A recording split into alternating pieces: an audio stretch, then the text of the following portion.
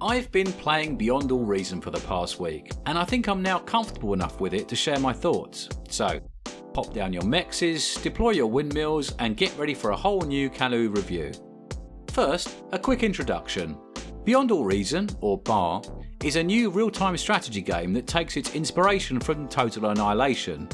It's an open source project developed by a group of community members who continue to donate their time and expertise to further progress the game, which is nice. I don't want to get too bogged down in the whole backstory here, but it's a continuation of other community projects that has evolved into a standalone game in its own right. It's available for free right now at beyondallreason.info, and when I say free, I really do mean free. You don't have to pre-order anything, subscribe or donate, just visit the website and start the download. BAR is set in the far future, where two opposing factions, the Armada and the Cortex, are locked in an eternal struggle for galactic dominance. Both factions are immortal consciousnesses inhabiting machine bodies, with the Cortex striving to hasten the eventual heat death of the universe and the Armada wishing to prolong it. As players, we get to pick a faction and are placed on a world where we collect resources, construct buildings, build units and attempt to eliminate our opponents. After the install is complete, we are presented with a launcher that handles patching and gives us a big blue button that loads up the client. There isn't much to say about the launcher, as it's a pretty simple affair that opens quickly and does not contain any bloat. A few seconds after clicking, we're into the game proper and immediately presented with something between a dashboard and a lobby that we can use to navigate around.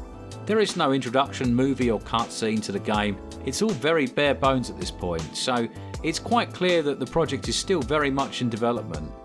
I think it could really use a little bit of guidance for the new player, as it can be quite daunting on the first load. I understand that these things take time and it's always tempting to focus on the core gameplay itself, but a couple of introductory slides for the new player that take you from the first load to a basic skirmish game really wouldn't go amiss. However, I quickly figured out that clicking single player skirmish took me to the game lobby, which was pre-configured for a 4v4 game, setting me up with 3 AI teammates against a team of 4 AI players. Each team consisted of 2 experienced players and 2 inexperienced players. In this case, 2 hard AIs per team and 2 simple AIs, or a simple AI and me on the other team. There is already a map pre-selected, so you just have to click start and the game will load. Once in the game, you get to pick a starting position and away you go.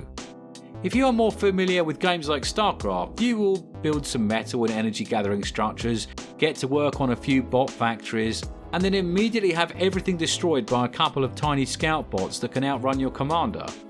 A couple of games later, you'll have figured out a little more and be able to protect your initial assets, and then get absolutely obliterated by heavy units that walk all over your carefully constructed defences as if they were made of paper.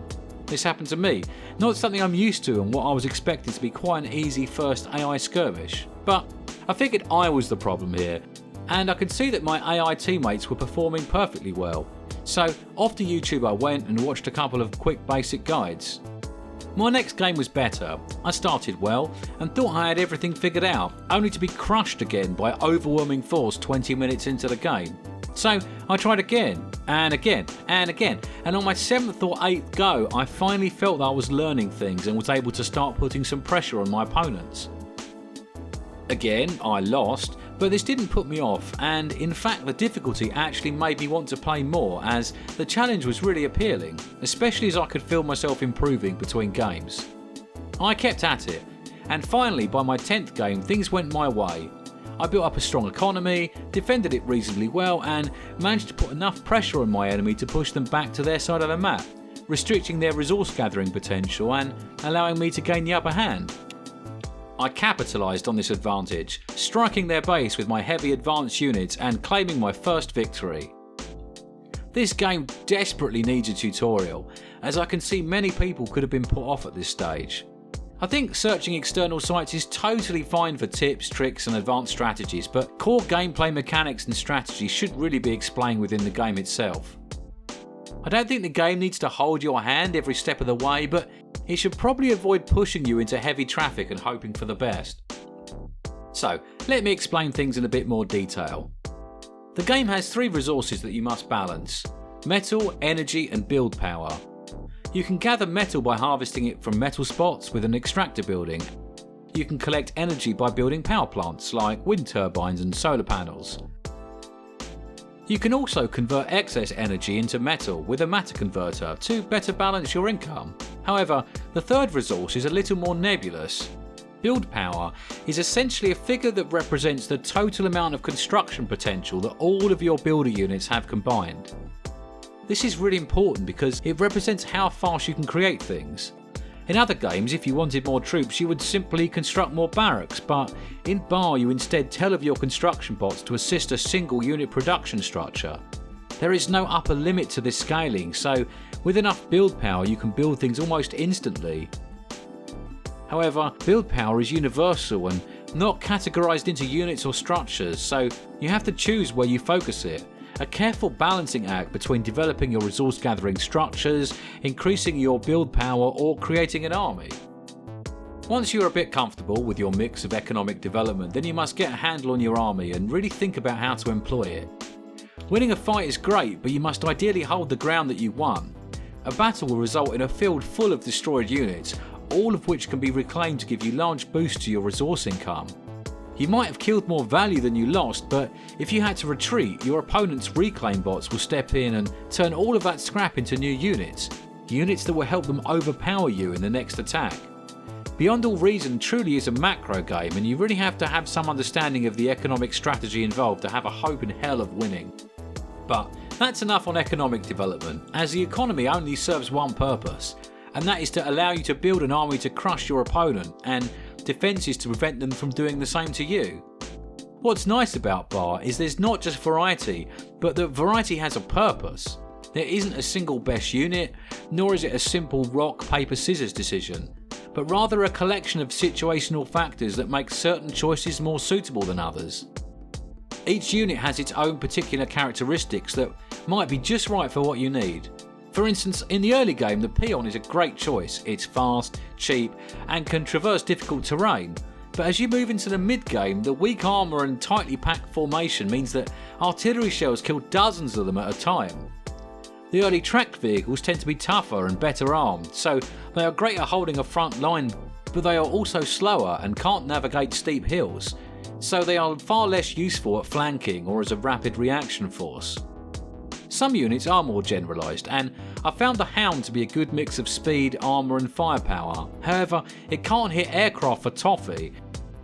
It also can't see as far as it can shoot, so I needed to mix in some Archangels for anti-air purposes, compasses to give me radar coverage, and as radar is restricted to line of sight and blocked by large hills and mountains, I needed some Sprinters too to run up front and give me some vision. As you move into the late game, every unit is powerful but also very expensive.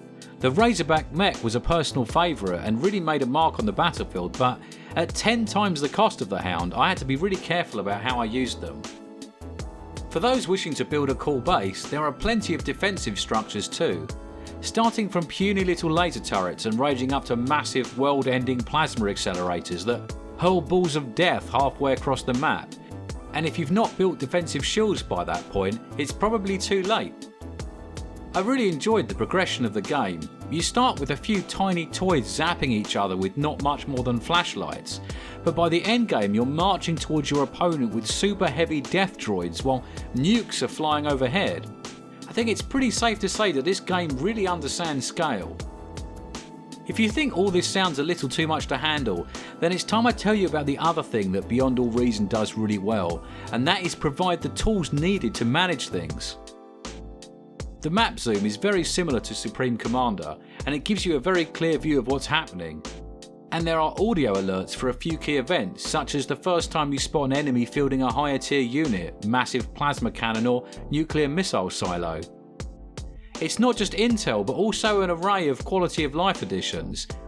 I can shift click to queue up structures just like other games, but I can also shift drag to build a line of them, or hold down Alt as well to build a box. If I do this with multiple construction units, they will all rush in and start building them one at a time, but if I hold space when I click it, they will build them in parallel, splitting into teams and dividing the work equally between them. These sorts of helpful additions are present in unit producing structures too. I can shift or control click to queue up 5 or 20 at a time. I can also hold Alt and click 1 to immediately place it at the front of the queue. There's also a repeat button, so I can queue up a favoured mix of units such as 5 combat bots, an anti-air bot and a radar bot, and the structure will keep building that mix of units on repeat until I tell it to stop.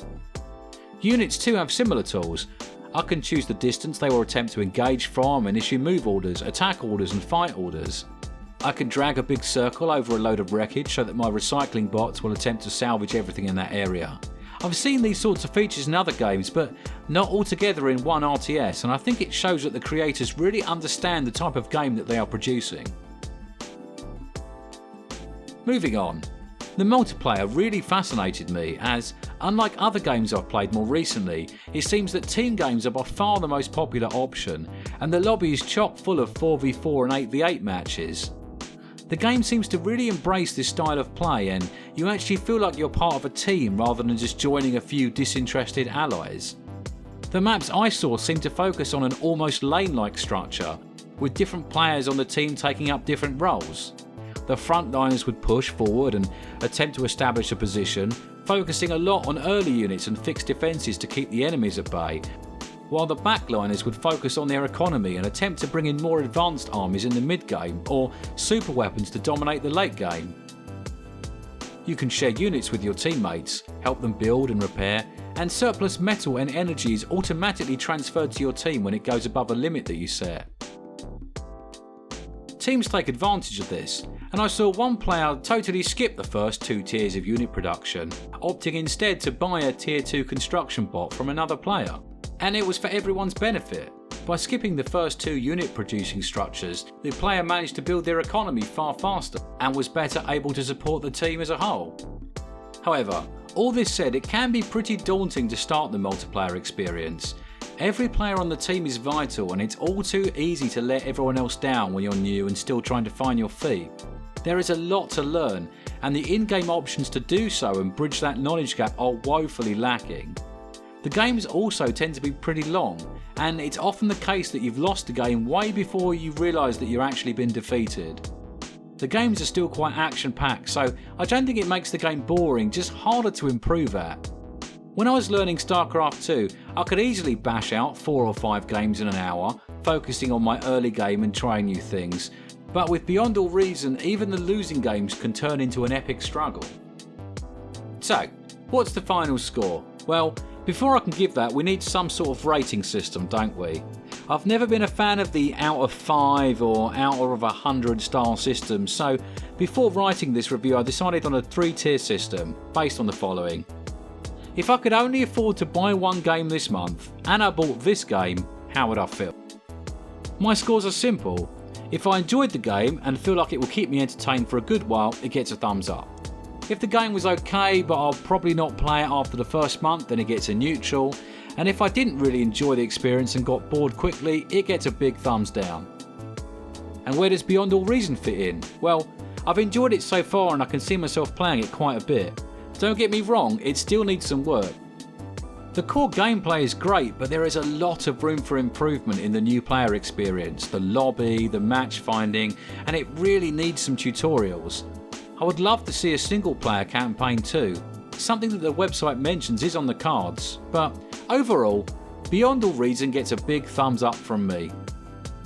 I would like to end this by recommending that you all go and download Beyond All Reason and give it a try for yourselves. It's already a lot of fun, and I think with some more development work it could really turn into something special.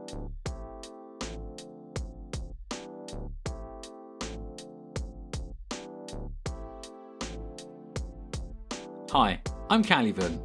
Thanks for sitting through this breakdown of Beyond All Reason, and if you've not tried it yourself, I urge you to give it a go. If you're already a fan of the game, I hope I've managed to do it justice. If you've got anything to share about your experiences with Bar, then please let me know in the comments, and if you enjoyed this video, please throw me a like. You can also subscribe too if you want some more content like this.